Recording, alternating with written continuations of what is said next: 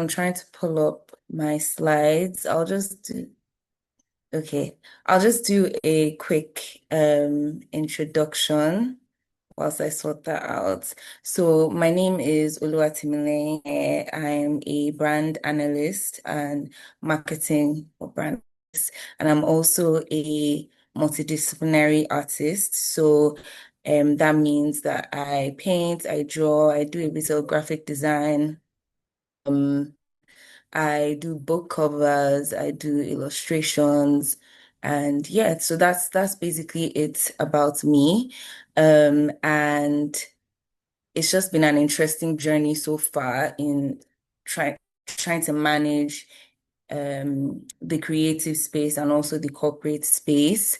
And I can't wait to get to know most of you or all of you and just share your thoughts on what we'll be discussing today. So I don't know if we can just go around quickly and introduce ourselves before we start, whilst I set up the slides. Thank you.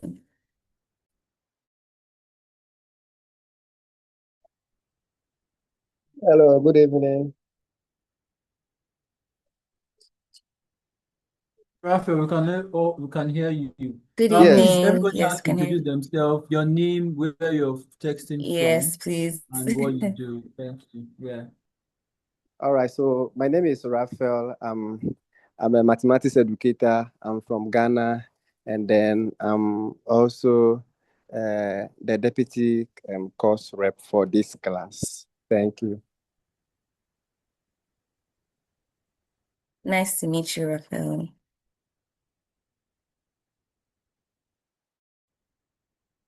Next person, please. Okay, good evening, ma'am.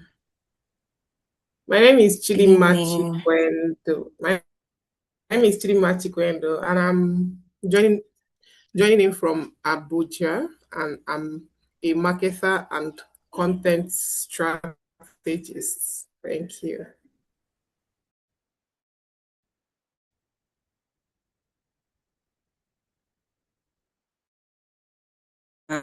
Nice to meet you.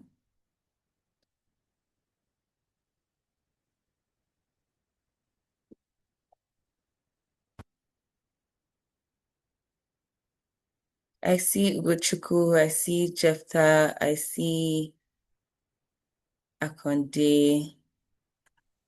Good evening. My name is Ugochukwu Kamaika. I'm from Abia State. Nice to meet you. What do you do?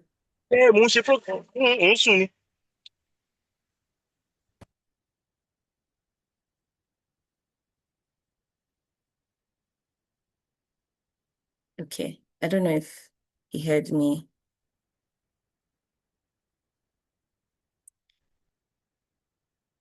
Is there anyone else left?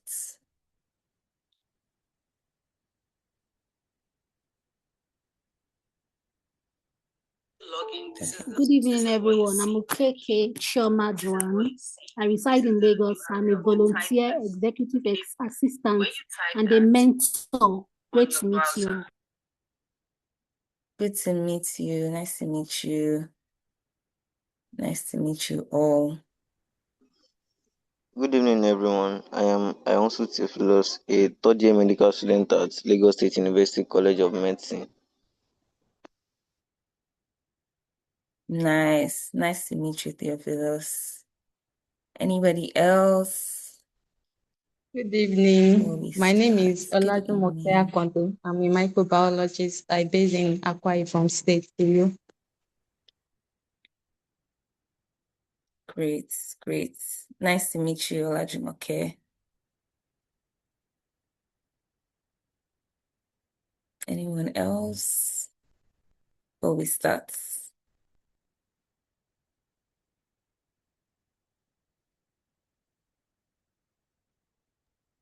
Okay, good evening, everyone. My name is Engineer Jefta Omotosho. I'm a mechanical engineer profession. Nice to meet you. So I think now I'm even curious about I guess all the people that are not necessarily in marketing related roles. what do you think are some of the things that you're hoping to gain out of this session? So just to give some context, if everyone doesn't know, today we'll be talking about sort of like AI and in content creation, or how to market yourself, how to brand yourself. So those are the topics that we'll be going through. So can anyone share, especially, for example, Jefta, I can't remember, someone else also mentioned that they were a medical, sort of like in the medical space or in the science space. What do you think that you can gain out of this sort of interaction? You can type it also if you're not able to speak.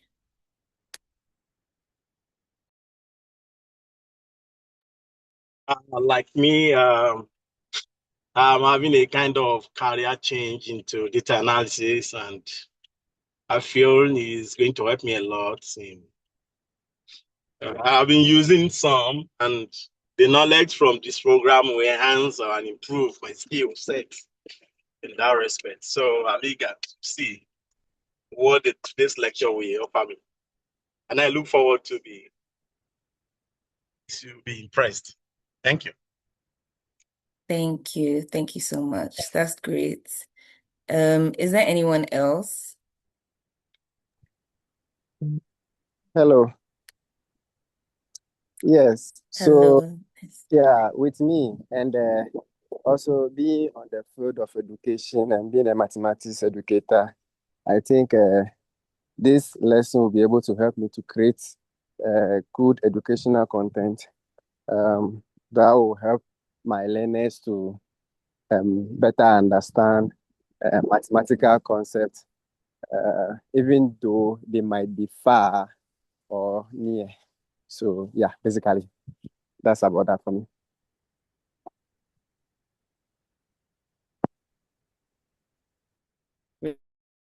Great. Thank you so much for sharing. I'm just trying to pull up. I don't know why this is giving me so much issues. Maybe so many issues. Bear with me 1 second, please. You wanted to share? Yes, I want to share my screen. Yeah, so Precious was saying he has made you co-host, so you can proceed, and then once you trigger the distance to come. Yes, thank you. It's not coming up. Bear with me.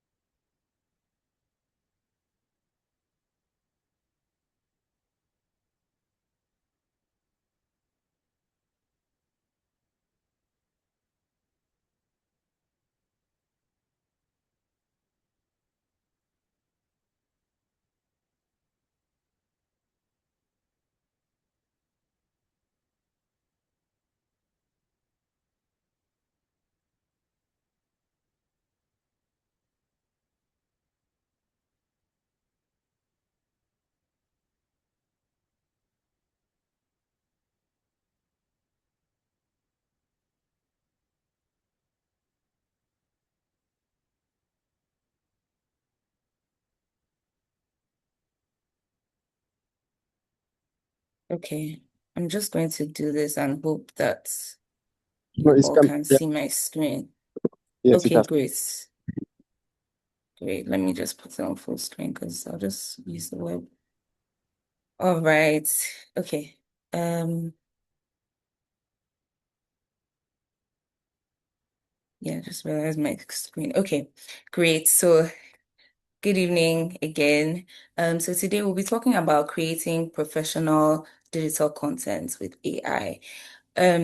One of the things that was very important for me when I started working on this or thinking about what it was that I wanted to discuss was to ensure, especially as a creative person or as an artist, that,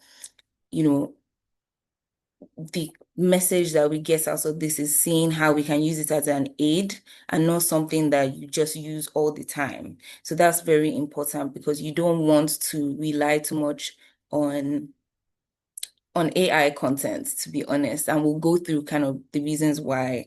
And I know that this is something that a lot of people are still learning. A lot of these softwares, for example, Claude, that have been in the space, but a lot of people are just starting to know how to use it.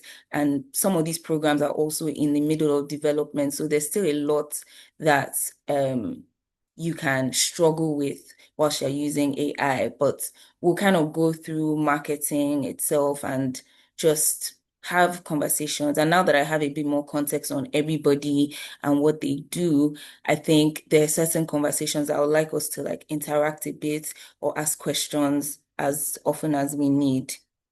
Okay, cool. So, like I shared before, I'm a marketing and brand analyst. I also have a degree in international business as well as my master's in fashion communication, both at the same university. And a lot of people get confused, like what do you mean by fashion communication? But really it was like fashion marketing. So my final project was creating a magazine, and the idea was, how do I introduce people to a concept? How do I make them aware of something that I'm trying to tell? So whether or not you're doing something in maths or you're doing something in biology, there's a way, there are different things that we're trying to do or achieve. We're trying to teach people things. We're trying to communicate something. And so that's how kind of like marketing works around different spaces. I also work with an advisory firm, a consulting firm, and on their marketing and brand strategy. So it's still a bit new to me because they're not starting from the ground up. They're trying to reinvent the face of their company. So a lot of what I'm doing now is not the big advertising jobs and all of that. Is going to the root of the problem and trying to see how we can reposition that company. I also have my own magazine that I started up, especially after my degree. And so a lot of my skill with content and developing basically the content that I put out, I've learned that from making my own magazine and building my own digital magazine. So those are like some of the, I guess, that the background of how I got to where I am currently. So I'll get into the first thing. So our learning objective, we want to ensure that by the end of this, that everybody is producing professional written content, or at least have an idea of what that should look like. That we're also generating marketing materials. What does that look like? Creating presentations and visual assets. That too is very important.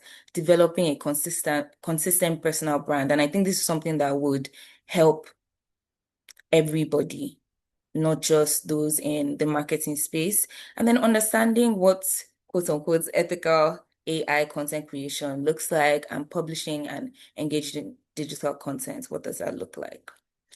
So essentially what I would say good content is content that is purposeful. What is the message you're trying to send out? I believe that because I worked in different areas I've had different opportunities, the kind of branding or marketing a smoothie or a drink company is doing is very different from what my consulting company is doing. So ensuring that there's a clear objective of the message you're trying to create, being audience focused. Who are the types of people that I want to reach? The type of content that I write for other leaders under this consulting company that I work for is very different when I'm working for a finance brand, for example, and they are putting out content. They want things that are quick. People want to see content that speaks to them, or that, is solving their issue in a catchy way or through an ad and things like that. Whereas for the audience I was talking about, for like a consulting audience, they want to see proof of work. For example, they want to see that, you have worked with other companies in their industry, things like that. So when you're thinking of digital content and just even in general in life, when you're trying to pass across a message, who is your audience? For example, a teaching job, who is your audience? If you're working with students or young students, you know, their attention span might be really low. You're not going to kind of target or shape your presentation to be very complex versus if you're teaching university students where it's like, you know, they need to have a certain amount of information. These are the things that are very applicable to life in general.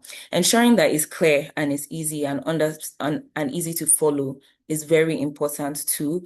A lot of the time when I'm doing something for my magazine, what's my idea or my vision for it is I want to create something that is I take complex ideas. So I can take a topic in like philosophy or something, and then I would mix it and kind of build an idea around it and link it to art.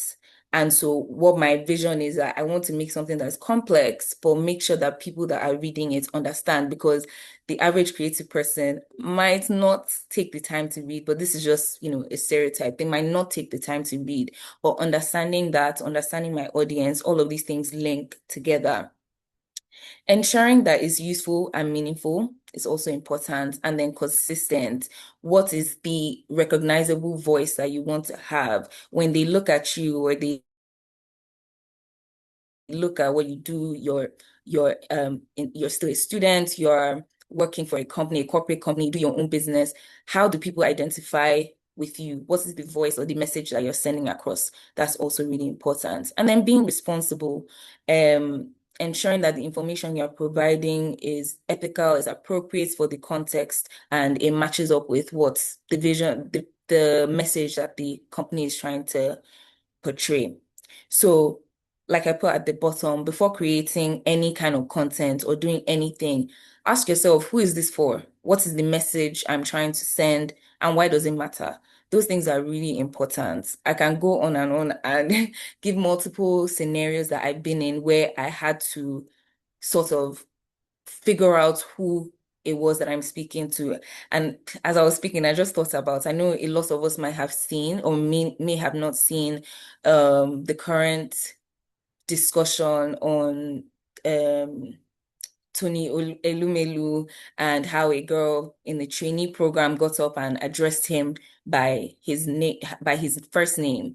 So there's a lot of conversation about cultural context, social context, you know, understanding your audience. There's a lot of should she have said this, should she not have said it? But ultimately, there's a bigger topic of understanding, having social intelligence, understanding your audience, understanding who you're speaking to, and just kind of learning how to adapt in those situations, even though some people may or may not disagree. I think there's a lesson to learn about it too, that you may not always get it right in different contexts. So having that clarity on what your audience is very important in anything or any role that you're doing.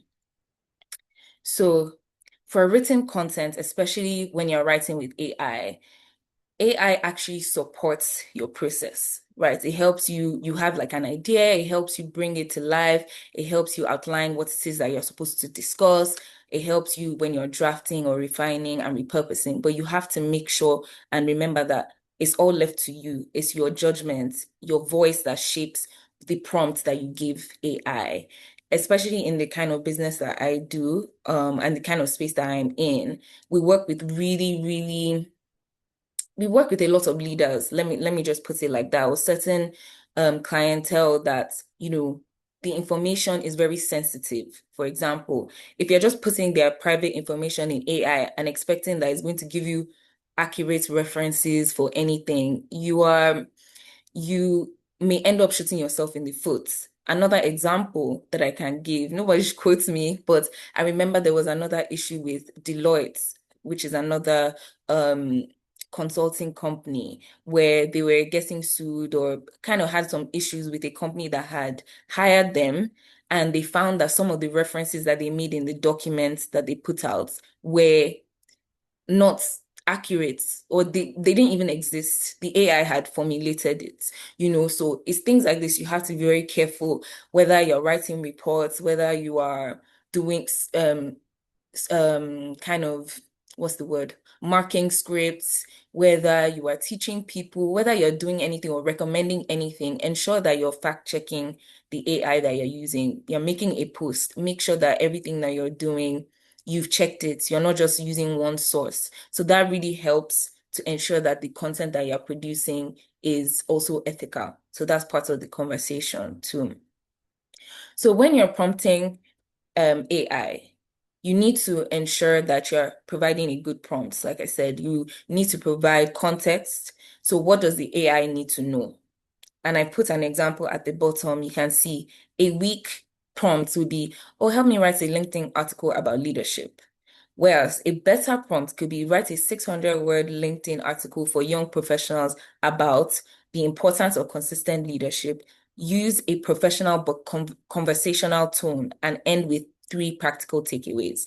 So that's, in fact, this example, I would say, is because of this slide. I tried to put a lot of information in that you could get, but really there's some times where your prompts might require you doing more. In fact, you can ask AI to give you a prompt that you would actually help convey the message that you're trying to do. So it's just about learning how to maneuver things and get the best out of what you want, especially from AI. The next thing I said was task. What exactly do you want it to create? You have to specify, I want you to make a report. I want you to make a poem. I want you to read this script. I want you to, well, don't read the script, but I'm just giving examples. I'm trying to relate it to people's jobs that were mentioned. But whatever it is, ensure that you are asking it to do that and it understands what it is that you're saying.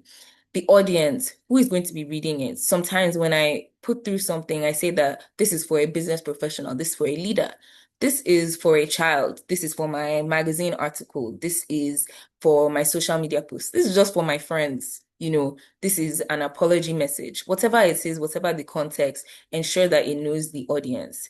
The format, also, like I said, email, script, caption, all of that. The tone, professional. It's just, this is just a joke. Sometimes I will say something or I'll ask AI a question, for example, ChatGPT, and it gives me such a serious response. And I'm like, this is just a tweet. I'm not referring to a tweet. I'm just referring to a joke that I saw online. Can you give me more context? Can you help me explain? Sometimes you see something online and you just want to have an idea. So tone is very important because I've had situations, I know people who very early on when ChatGPT, for example, was coming into the space or people were learning how to use it, they just put everything into AI and then they came and gave a presentation and they're reading the presentation and they're like, oh, sorry, I made him, actually, that should not be there. All those kind of things. It's very important that no matter what you're doing, remember, this is just AI, is an assistant. Yeah, you need to be very cautious of that. Okay, so same point that I'm reiterating. AI generates, but you're the one that judges. Before you use it, ask yourself, is the content that you're giving, that is giving you, is it accurate? Ensure you're checking the statistics, the information, and sometimes it will give you a link. If you don't click that link and you check that it's just, okay, maybe either sometimes the website is down of that particular company that you're referencing or like a website link that it has given you. Sometimes the information it's giving you was written in 2022 and it's linking you to something else and you've clicked the link now and you realize that it's not actually accurate. Ensure you're checking links, ensure you're checking the references it's giving you. When it's mentioning names of people that claim they've said things, ensure you go and research. It might seem like it's a lot of work, but professionally, I think is a responsible thing to do because for example, the example I gave about Deloitte, or this could happen to any other company. I don't want to use them as a yardstick, but you could get in really serious trouble. You could also put your company that you work for in really serious trouble for not checking.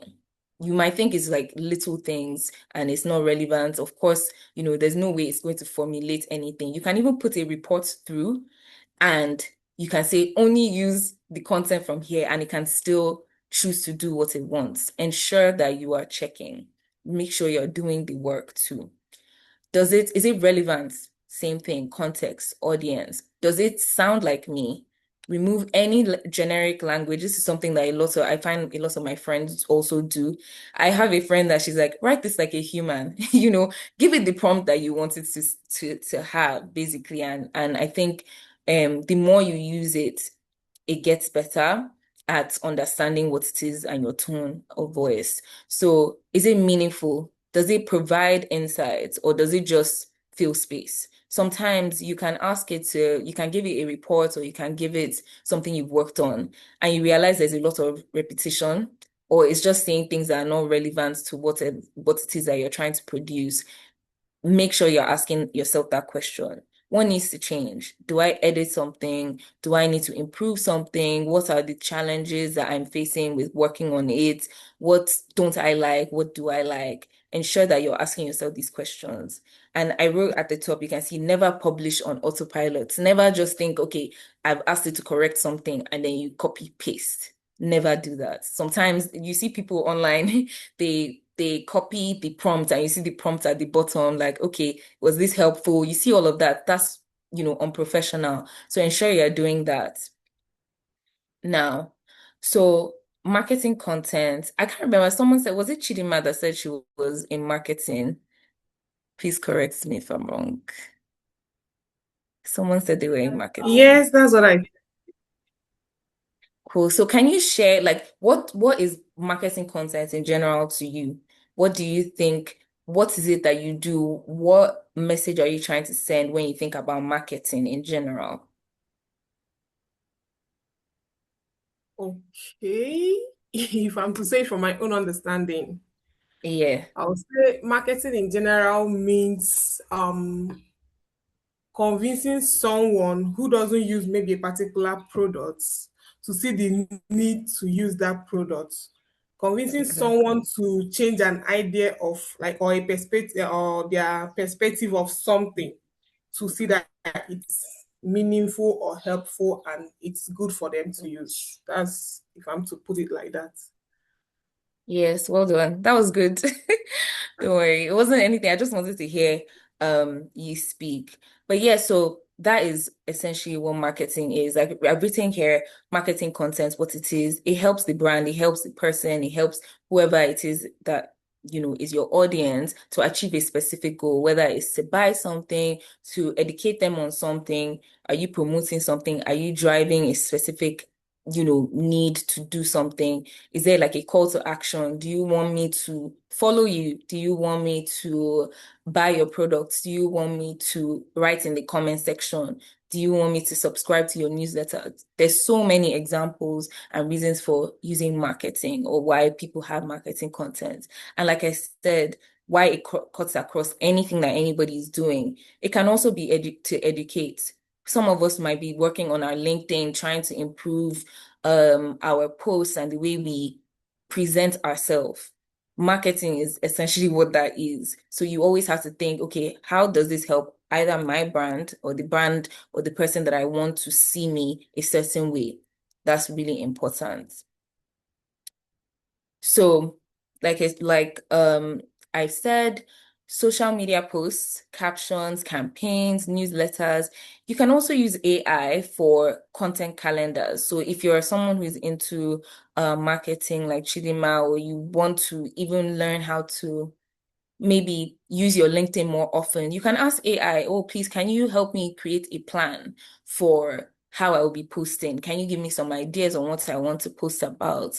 Do I have something interesting I want to say to people? Do I want to open like a Substack account and share my expertise on a specific topic? Whatever it is, you can use AI, but I would reiterate or continue to reiterate throughout. Ensure that it's in your tone. Ensure it sounds like you. It's not generic. Right now, everyone knows like the popular M dash, which is like that, dash symbol that is slightly longer.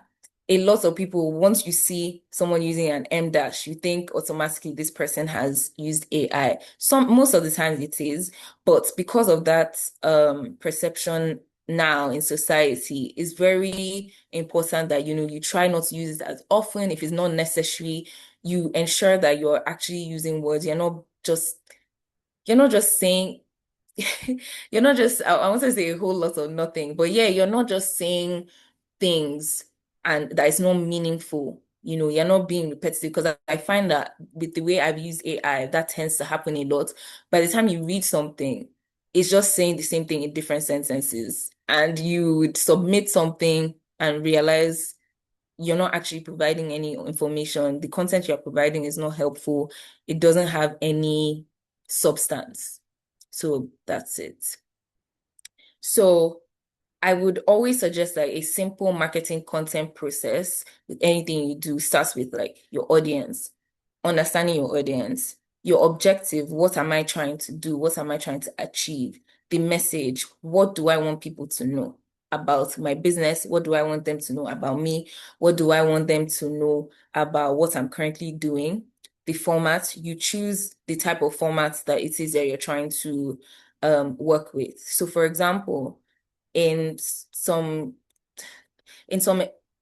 in a specific context that I was in, we would post videos and it wasn't really doing that well, versus another context where it was more of a social brand. We would post videos and it would get a lot of views and it gets a lot of interactions. You have to also know what type of format. If you're trying to be like, okay, give professional advice on something, you want to start a LinkedIn page, you can also start an Instagram page, but you have to understand Instagram. People might not be reading long captions. So then you decide to make a video. It's things like that you have to understand when you are thinking about marketing content. You have to also always create and refine. In fact, I'll put create, refine, review, and review together, because that process is, whilst you're doing something, you look back on it. Okay, what needs to be edited? What needs to be worked on before you put it out? So this is like a step-by-step process before you put out anything into, a social space, or even with a presentation, a physical presentation. Always think about your audience, always think about what you're trying to get from that meeting. And that's why I also asked, especially at the beginning, it's easy for me to assume that everybody is interested in marketing or interested in content creation or interested in putting out their work. How do I understand my audience? How do I understand the people that I'm speaking to? Are they bored? Are they, it's hard for me to tell because everyone's screen is off. But if this was a physical presentation, those are some of the things that I would think about. Am I speaking to leaders? Am I speaking to children? Am I, speaking to people in a certain situation? Let's say, for example, they are grieving. There's so many different contexts that we need to learn with putting out any form of content that we have. So with presentations and visual assets now, I would say that this particular presentation I've done is not the best example, for example, because I definitely do more creative work. I'm more playful with my work and all of that, but I just try to have a guide so that we have something that we're talking about. So one thing that's very important for us to note is like a presentation is not a document, except a company is asking you for that document. You're not going to be there when you're presenting. Ensure you remember that you're trying to get people to learn something from what you are teaching. It's not just about, I've come here and I've put bullet point, bullet point, bullet points. And that's why reiteration and repetition work for me, because I want at the end, if somebody says, okay, what did I hear from this presentation? At least I heard, don't do this, don't do that.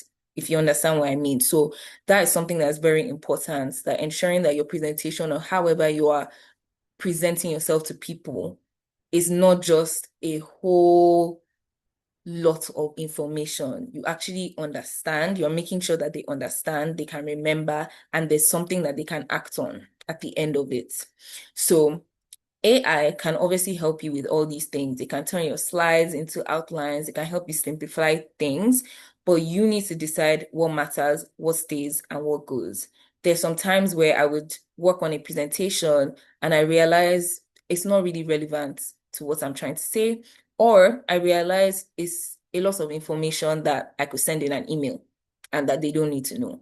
If, for example, and I don't know if everyone knows the concept of like an elevator pitch, where you see someone maybe in elevator, or you see them on, you're walking somewhere and you stop there and you want to pitch an idea to them or a concept, and you know you have very little time, especially like a leader, you have to think about ways you can communicate without telling them, sir, I needed you to look at this. I needed you to, sometimes they will be like, please, can you be fast? You know, all those kind of things. How do you present yourself where it's like straight to the point?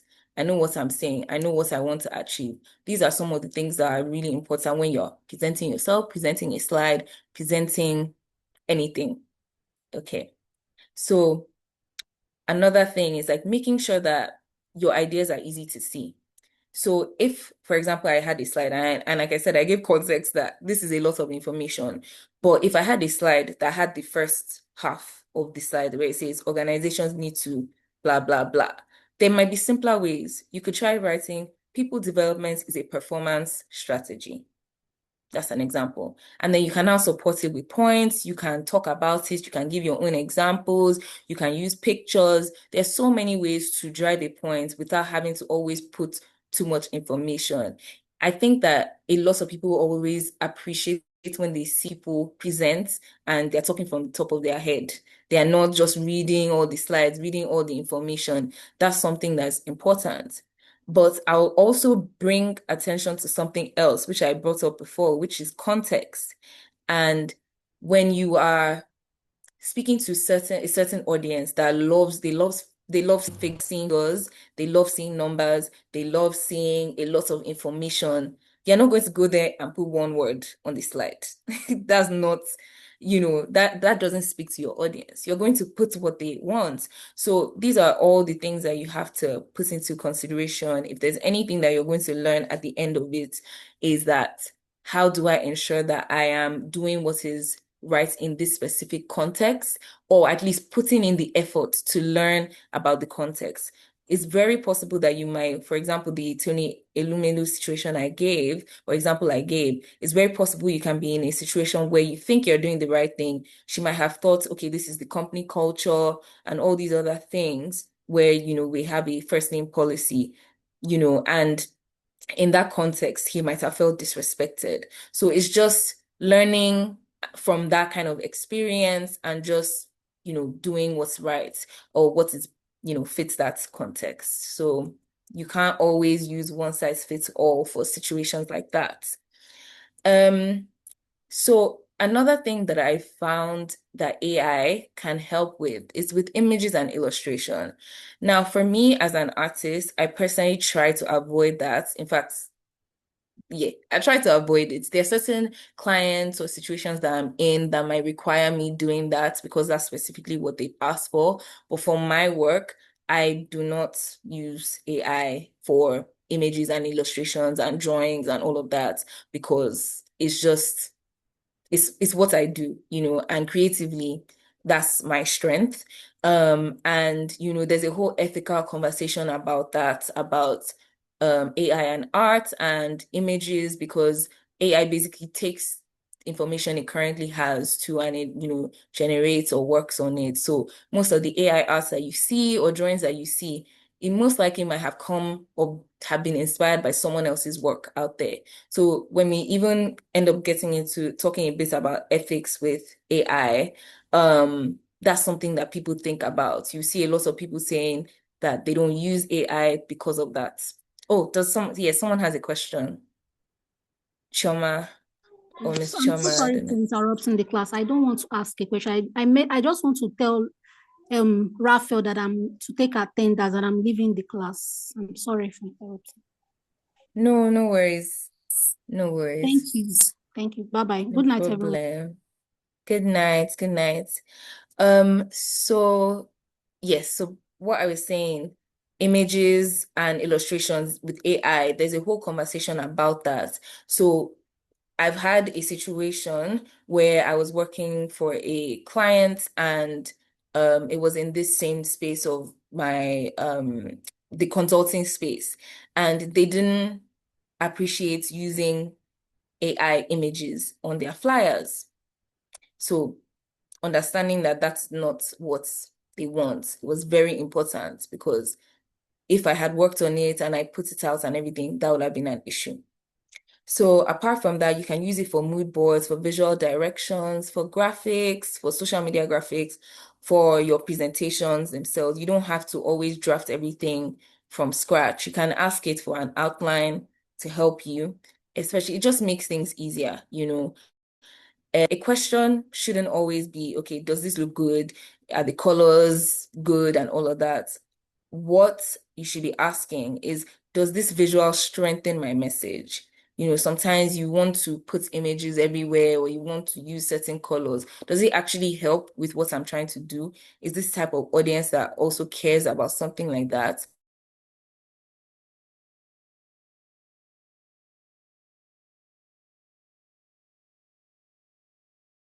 All really special. It's going to give you what is going to give the next person that puts the exact same prompt in. So where's your creativity in what you do? Where is your own sort of like, where's your own flair? Where's your own tone? Where's your own voice?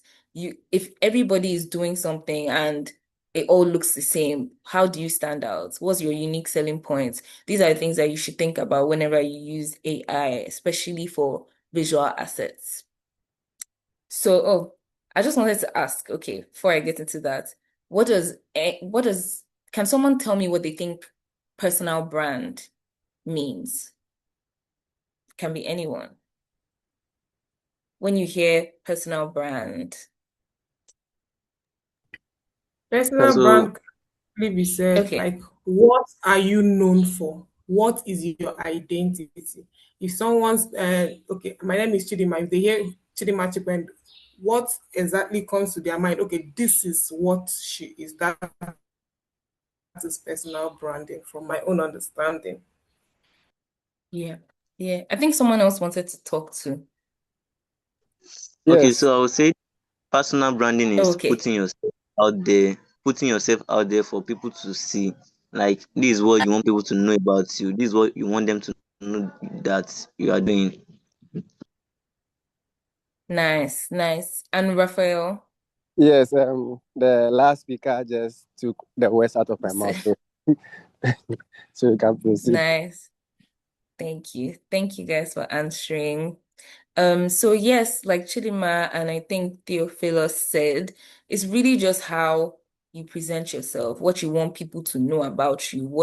When they hear Chidima, when they hear Raphael, when they hear Theophilus, when they hear Ugochukwu, when they hear all these names, what do they think about the person?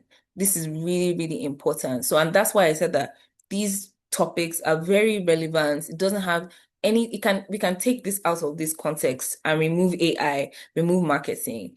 And this is something we also learn at work is like, how do people perceive me? As I'm presenting and I'm thinking about a lot of things about how I want to improve my speaking, how I want to improve the way I communicate.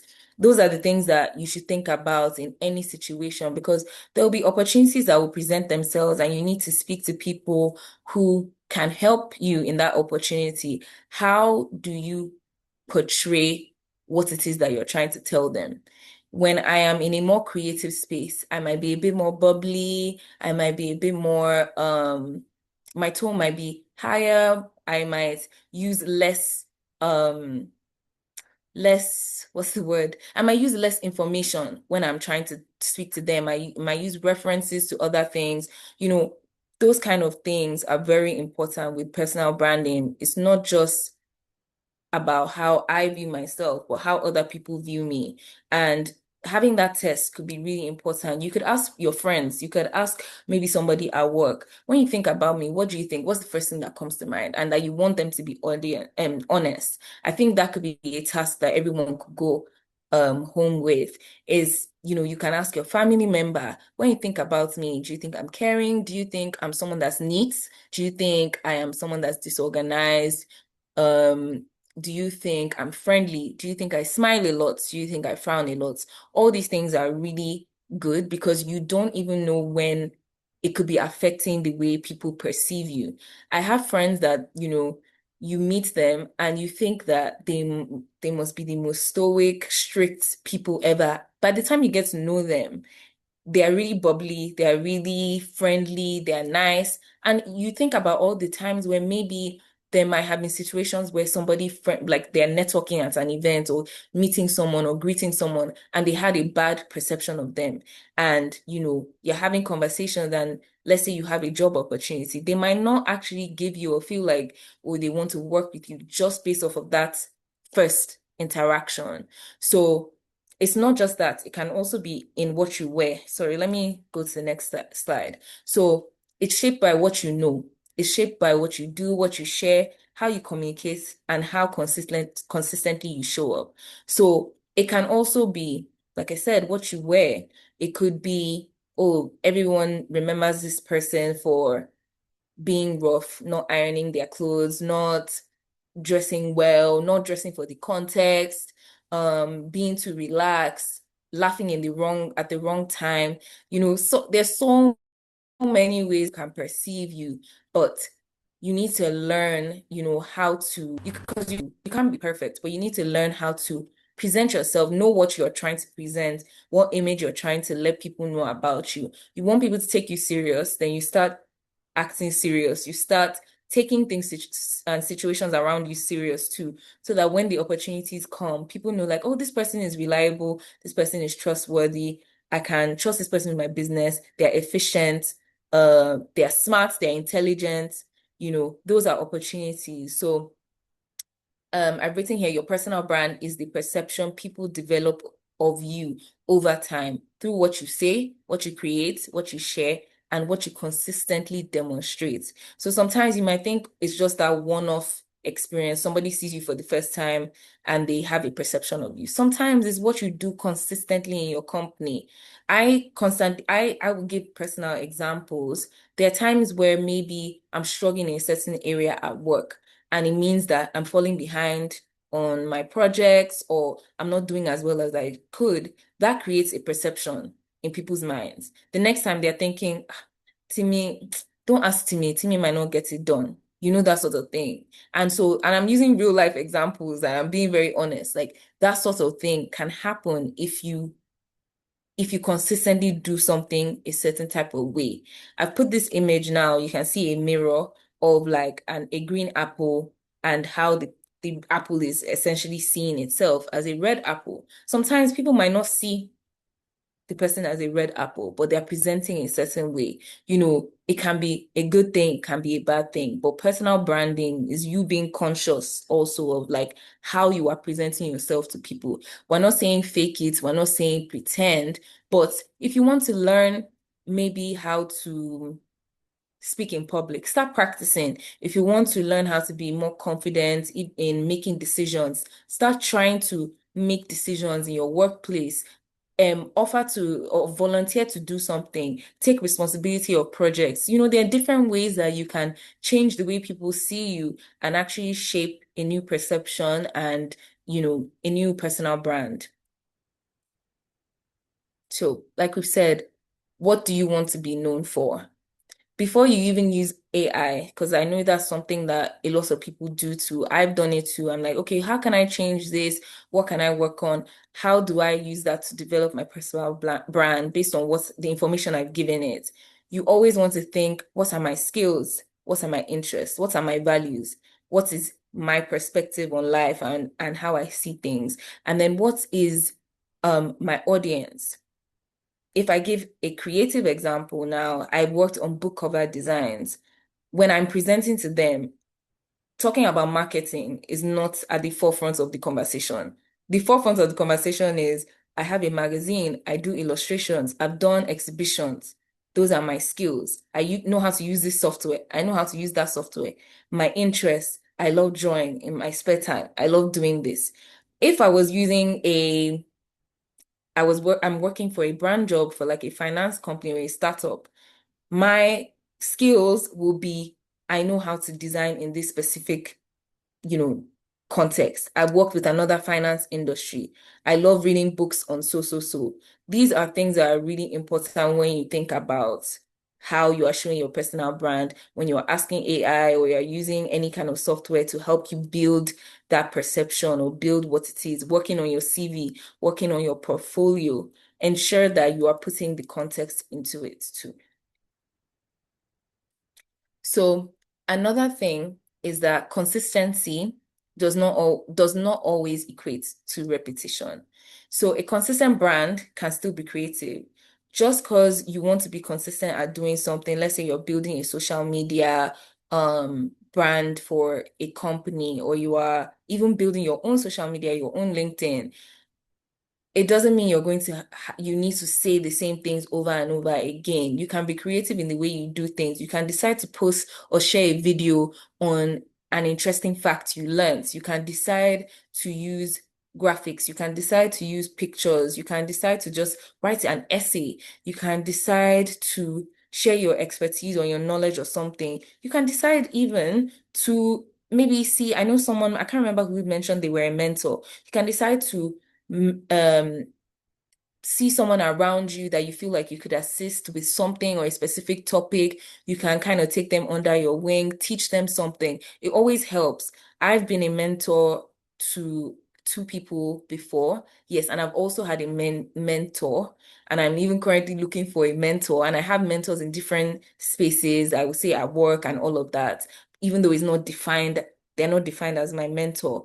But in those kind of situations, I'm always thinking of like, how do I learn from them? How do I teach something, to them?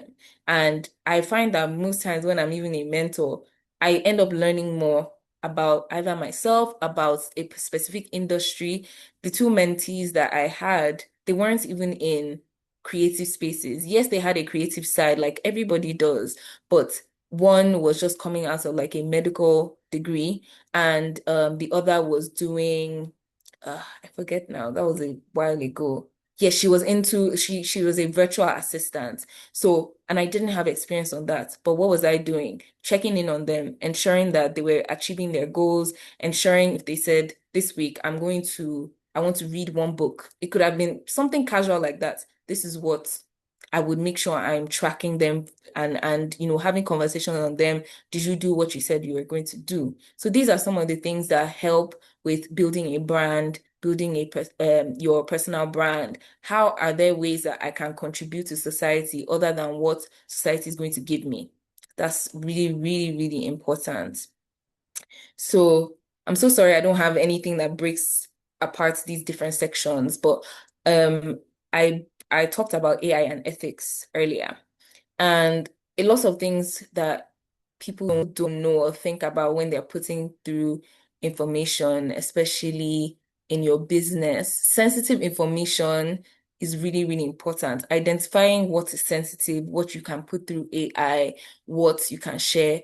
Sometimes they put figures of their company, they put all sorts of information in there, and that can be quite harmful because that information might not be secure, it might not be safe, and that could end up putting your company in trouble.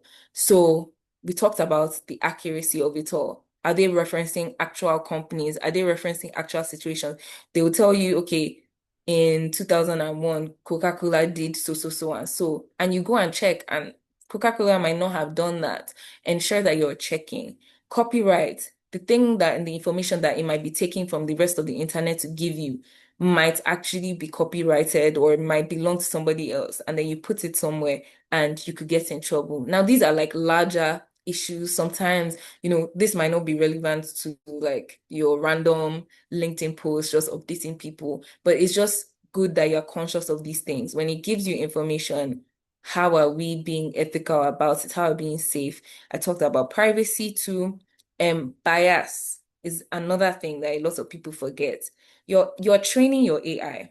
So the more you tell your AI, oh, I think like this, I want my work to look like this, it's going to give you information that sounds like you. You're going to think that it's giving you professional information, but it's going to start to give you things that sound like you. So sometimes it's very important that, you are checking and you're asking, are you just saying this in my context, or you're giving me general advice on something? And then originality is really, really important, that you always look at the information it's giving you. Sometimes I've even asked the AI, is there a report that is similar to this? Is there a reference that is similar to this? Let me go and research. Let me find out what is there, if they are copying anybody, if I'm copying anybody, because you don't want to take somebody else's intellectual property. And lastly, transparency and accountability. When you're using AI, you need to own it and know, okay, maybe I didn't review this thing as well as I thought. Understanding that you need to be transparent about what it is that you use, especially in the company. There's situations where people are like, I didn't use AI, I didn't use AI when they did. Obviously, there are situations where people don't and it flags it as AI, but those sorts of things, you need to make sure that you're doing that because down the line, it could cause more issues than you think. Okay. So I'm kind of getting towards the end of my presentation. But one thing that I want everyone to know, like as they use AI or they learn about AI, is that AI is supposed to help. It's not supposed to eradicate us. It's not supposed to, or at least we're not supposed to use it to the point where we're not useful.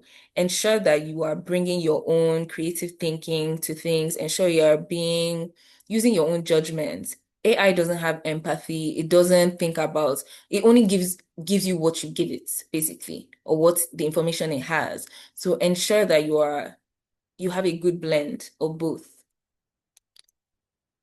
Cool. Now, I'm just going to go into a bit of creating publishing anything that you want to. So if you have, let's say, a LinkedIn post, the content flow that I usually use is you create an idea, a concept, review it, ensure that you edit it and fact check, like I said, and then you optimize it, look for ways to make it better, look for ways to sort of, yeah, make it better, research, ask for people's advice, look through it.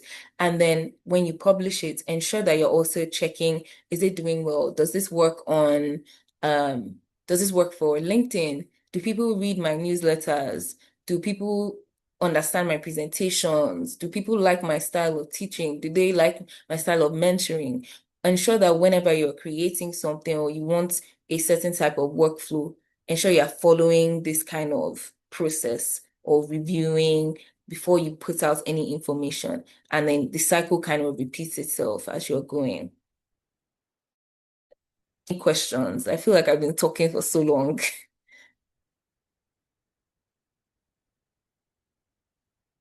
I'll just wait a bit. Hello. Madam. Hi. Yes, so thank you very much. We are very, Thank very you. grateful. This is an eye-opener and then a very important lesson for us. And I have really learned a lot, and I'm sure my colleagues on the platform too, they've learned something. So colleagues, please, if you have any question, Yeah. you want to ask, Any questions? yes, any question from anybody, so that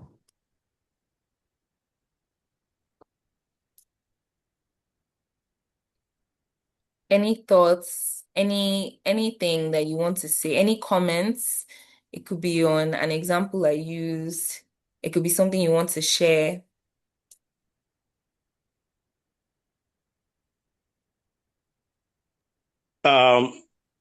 I want to commend you for the class so far. It's interesting. But I have one question. Which of the AI do you use in your creativity work?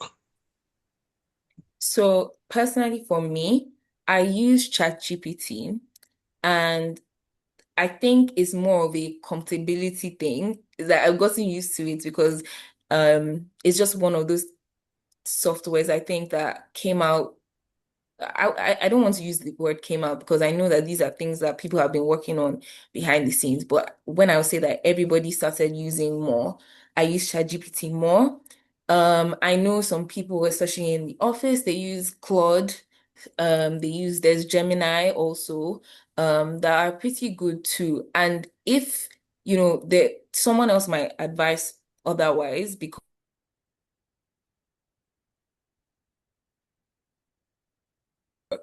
based on everything that I've shared, I basically just needed to like review things, make things faster. Sorry, I don't know if you can hear me. I think my connection.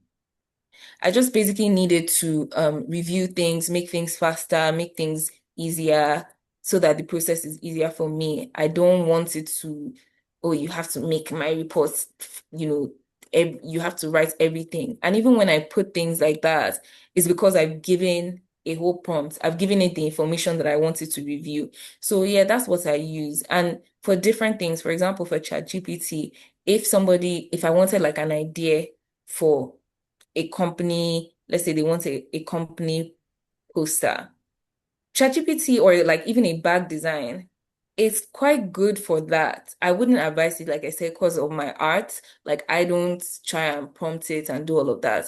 But in certain contexts, if you need, okay, put this design through, I want you to make a mock-up for a book cover. I want to design a t-shirt, something for my mom's birthday, different things. There's so many things that you can use it. Just ask it to design the mock-up for you, give it the context. These are the colors. This is what I want. This is for a family dinner. This is for a company dinner. You know, there'll be different, it would literally give you a completely different design based on that. Whereas when I've used Claude AI, the designs are they almost feel like an outline. They're not really as intense. But for example, for ChatGPT, it's very weird, but I would say that everybody should try it out and see what works for them. So for ChatGPT, for designing a presentation slide, it would just give you the bullet points, and it might not even use the color you asked you to do. Sometimes it will not even have the information that it gave you. And you might use Claude, and Claude will give you a whole design with your brand colors. So it's kind of like the opposite. It depends on what you are asking it for.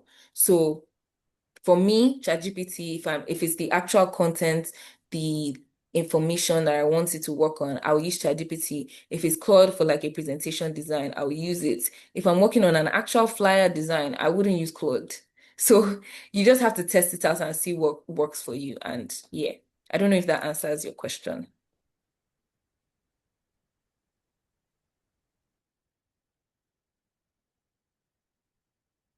Jefta, Yes, I think Yes, okay. Thank you. no problem. No problem. Any Hello. other question? Yes. Yeah, okay. Yes. Good evening, ma'am. Thank you Good so much for evening. speaking. I have Thank a question because for personal branding, you said, what do you want to be known for? What if you have a lot of things that you can be known for? How do you know the one to follow out, or the one that is fitting, or the one that is marketable? And also, for instance, if you're working in a company, how do you make them know that you're trying to build your personal brand? It doesn't mean that you are not rating your work. Like I don't know if you understand. Like company feeling like Sorry, you. sorry, I didn't get the last part. You Hello. said just because you're building your personal brand doesn't mean. Yes. How do you make the company understand? For instance, I don't know if there are some Mm. companies that feel like once you are building your personal brand, you get distracted or you are not as motivated to work as before, or they feel like you are trying to find another option. So how do you make personal brand? I don't even understand my I point. understand. Yeah, I uh understand what you mean. I think that's a tricky one, and I would say that the more that I'm talking about this, I realize I know a lot of. I'm trying so hard not to use things I've seen on Twitter as examples, but I know that there was an example of somebody who I think she was making content for a bank, and then she got fired for it or something recently. And that was the first thing that came to my mind when you said that. And I think like I said before, context is very important. Knowing the kind of company you're working with, knowing your leaders, knowing all of that is very important. But also kind of separating your personal life from your work life. Even though you're building a personal brand, and I think in the context you're talking about is also like social media wise, trying to put yourself out there, trying to maybe make videos. It doesn't even have to be like TikTok or something. It could be maybe you want to put out YouTube, I don't know, like lessons for people to learn on a particular topic. There are so many ways so many situations I've seen where it might feel like the company might think you are prioritizing that, like it's your side hustle, you're prioritizing it over work. I think it's just knowing where work stops, like knowing where your personal time is. And I don't think, as long as it's not tainting the company, you're talking about the company, you're wearing the company logo, you have um your company card with you whilst you're talking about something, all those kind of things. You have to be very conscious about that and not putting it at the forefront of them so that they see, this is our worker and she's presenting us a certain way. Sometimes it's very hard, especially in the corporate space. For me now, like that, I work in both. It's like very hard, to separate it. So I understand, but I think knowing and understanding that sometimes it's not that they're doing it out of just them not wanting you to achieve other goals or have interests, but it's a perception thing. They want you to focus on their work because they feel like, okay, I'm paying you, so do the work. So if they feel like there's anything that's distracting, they might come off like that. And I feel like you just need to learn how to find a balance, respect their office space, respect what they're doing. But once you're in your time, you should be able to do what you want. That's my personal opinion. I think, I mean, like I said, not like in the example that I gave where her videos were not representing the brand properly. But if you want to do something that is meaningful, that's outside of the company, I think that people should encourage to do that because sometimes that personal thing you're doing can actually give you the opportunities you're looking for. Unfortunately, that's just the best way I can say it. It's like sometimes people are doing certain jobs because they have to, and it might not be their passion, and it's okay to recognize that. So if you do have an interest, it's just finding a balance, not disrespecting your work time, not prioritizing things when you shouldn't be prioritizing those things, just finding a balance. So I don't know if that helps. Yes, it does. Thank you very much. I really understood your question, even without me Yeah, going into details. Thank you very much. no, I Because I'm a recent graduate, and like, in your CV, you put your LinkedIn profile. And as a recent graduate, you cannot exactly say you don't want to do a particular job, even though it's not your passion. So I'm like, how does my LinkedIn profile actually add this particular role that I'm going into? For instance, maybe I'm an mm, engineer by profession and I'm going into a role for banking sector, and I'm like, what if they go and see my profile and feel like I'm not a best fit because I've not put out anything concerning banking before. So, but yeah, thank you very much. no, that's so I can relate to that. Like I said, I'm doing two different things, like two very opposite things. Oh, I just realized I didn't even give context. So I was a consultant. I just started working in their marketing space. So it's not like, oh, even this marketing, that I'm doing for them it's not like I went in doing marketing. I was in like a whole different space. And then even when you look at the degrees I studied, my first degree was in business and then I did fashion.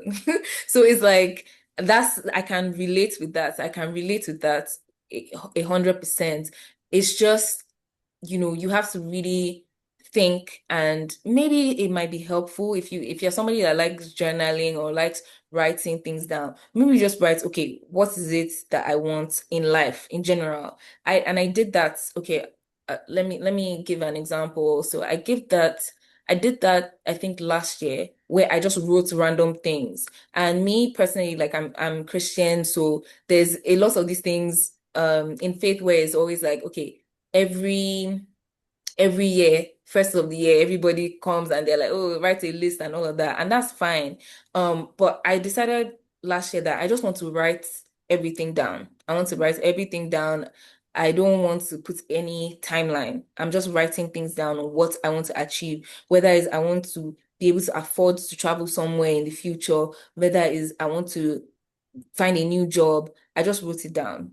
And what I found was that I started taking things off because I wasn't putting a specific time to it, but I was just looking at it as something I was working towards, right? And something that I wanted to be um part of the things that I wanted to achieve. So when you think about personal brand, when you think about the things that you want to achieve, and it might not be specifically what you're doing now, maybe start by having clarity on what you want to do, first of all. Once you have that clarity, then you can start to say, okay, in the next few years, I want to get to this point. In the next few years, by 2027, I want this job, by this, by that, and start to actually break down how you're going to achieve those things. But if you start with like putting so much pressure on yourself, by next year, I want this amount of money, this and that. This is like sometimes it might be overwhelming. So start with that first and then see, okay, I have clarity now.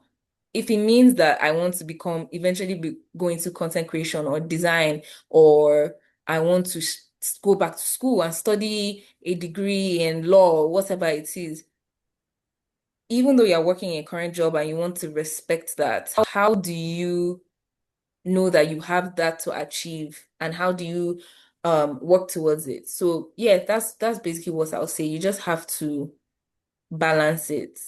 You just have to balance it, and yeah, just respect what your company says, but then also find time to prioritize the things that you also love alongside that. So yeah.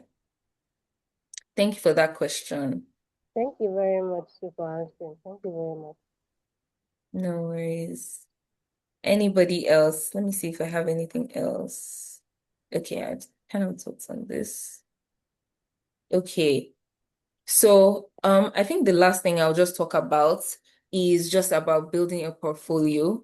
It's similar to the idea of your personal brand. Your portfolio should always have who you are, what you can do, what do you know. So what you can do is like, okay, I can help you build a house. What do you know? What are your expertise? Like I've worked with so company, and I know this about, and I have this understanding of the technicality of building a house. That is the what do you know? What do you think? What are you bringing to the table? What is the new idea, perspectives you have on, for example, architecture that will set you apart from other people? And then why should someone remember you?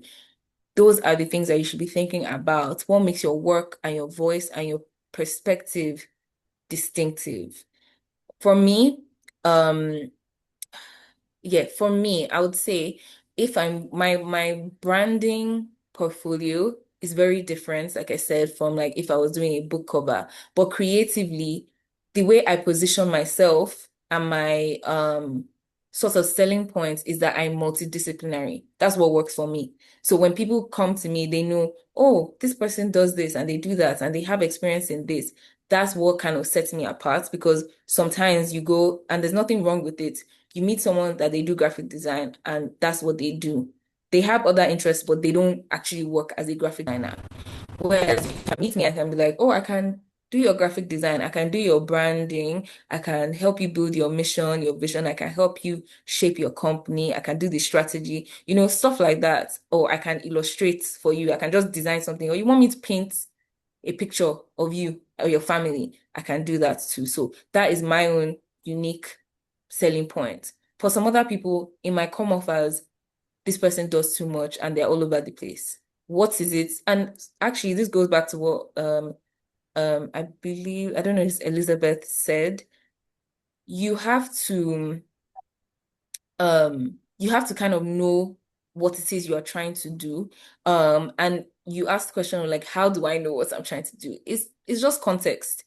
If I'm submitting a CV for a company in finance, I'm not going to go on and on about how I've done all these branding jobs and how I've done designs or I've done exhibitions. Like that has nothing to do with what they're doing, what they're talking about. So you just need to ensure that whenever you're developing a portfolio, a CV, ensure you're tweaking it. Don't just send your CV to any company and just think, okay, it is what it is. Sometimes you might need to take out a specific experience to put one that is more relevant in, because it applies to them. And you can see that I've seen though that has helped me even when I go for interviews, or when I've been for interviews, I'm giving examples, or they're asking specific questions like, can you give us an example of when you've been in a situation like so and so? And that also shows in your portfolio. It shows in your CV that you are working and you're trying to get that specific job that they want.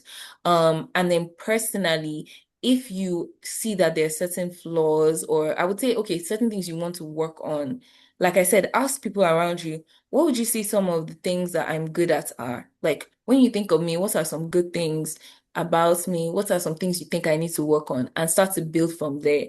Ask multiple people. Don't look at one person and just think, okay, well, this person has told me I am disorganized, but maybe your workplace doesn't think you're disorganized.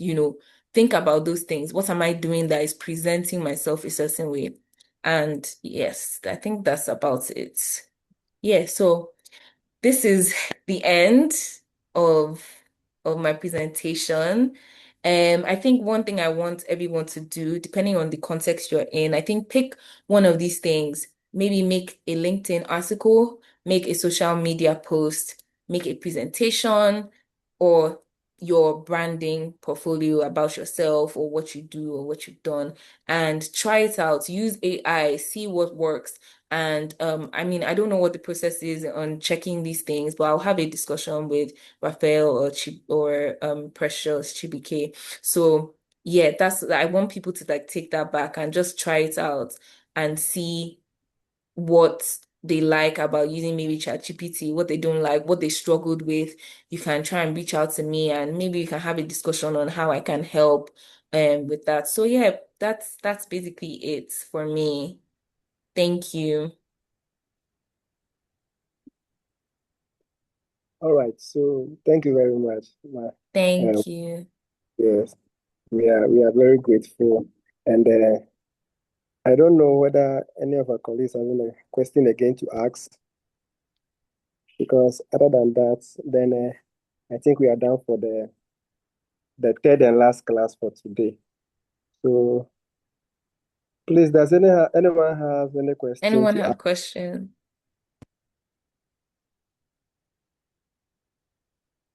Let Okay. me stop sharing. Elizabeth is saying thank you so much for the. Thank you. Thank you all. I thought it was going to be very quiet. No one would want to talk, but you guys, you guys spoke. I appreciate that. Thank you all. You've been so amazing, ma'am. Thank you so much. Oh, thank you. Thank you, guys. Well done. And good luck in this whole process. I hope you guys really benefit from it. And yeah, I think I loved being part of things like this too. I've been part of things like this. I actively join things like this too.